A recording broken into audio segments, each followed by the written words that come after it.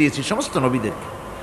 লাকাদ আরসালনা রুসুলানা বিল বাইয়িনাতি ওয়া আনজালনা মাআহুমুল কিতাবা ওয়াল মিজানা লিয়াকুমান নাসু বিল কিসত।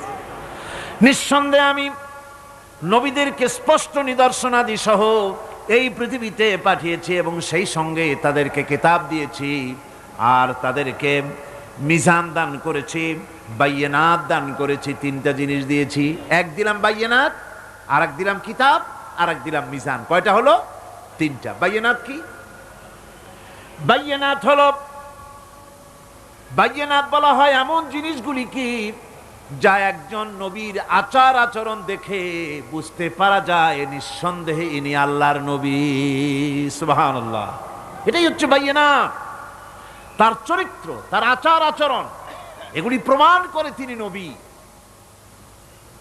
আমার বন্ধুগণ, হযরতে খাদিজা রাদিয়াল্লাহু তাআলা আনহা যখন ইসলামের দাওয়াত পেয়েছিলেন, আল্লাহর নবীর পক্ষ থেকে যখন দাওয়াত পেলেন, নবুয়তের তাওহীদের যখন দাওয়াত পেয়েছিলেন, একজন স্ত্রী হিসেবে তার স্বামীর প্রতি এত শ্রদ্ধা, স্বামীর প্রতি এত ভক্তি শ্রদ্ধা, অনাবিল ভক্তি শ্রদ্ধা, যার কারণে হযরতে খাদিজা একটা মুহূর্তের জন্য, এক সেকেন্ডের জন্য দেরি করেন নাই, কোনো প্রশ্ন তোলেন নাই যে আপনি নবী হইলেন কেমনে, অথবা আপনার মধ্যে তো এই এই জিনিস দেখছি, আপনি নবী হইলেন কেমনে, এমন কোনো কথা বলেন নাই।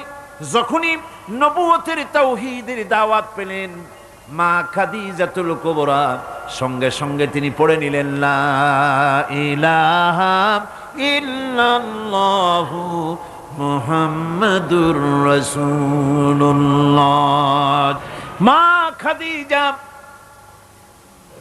বললেন, আবুল কাসিম, বিগত 15টি বছর পর্যন্ত আপনার ভিতরে যে আচরণ দেখেছি, এ আচরণ, এ চরিত্র কোনো সাধারণ মানুষের হতে পারে না, অবশ্যই আপনি আল্লাহর নবী।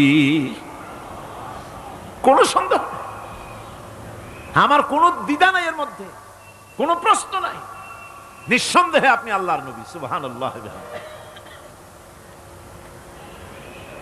তার চরিত্রই প্রমাণ করে নবীদেরকে বাইয়িনাত দেওয়া হয়েছে, এমন চরিত্র আচার আচরণ দেওয়া হয়েছে যাতে করে লোকেরা অভিভূত হয়ে যায়, আকৃষ্ট হয়ে যায়। হযরতে যায়েদ, তিনি তো কৃতদাস ছিলেন, হারায় গেলেন বাপ মা থেকে, আর এরপরে কুদরত তারে মুহাম্মদ সাল্লাল্লাহু আলাইহি ওয়াসাল্লামের ঘরে উঠায় দিল।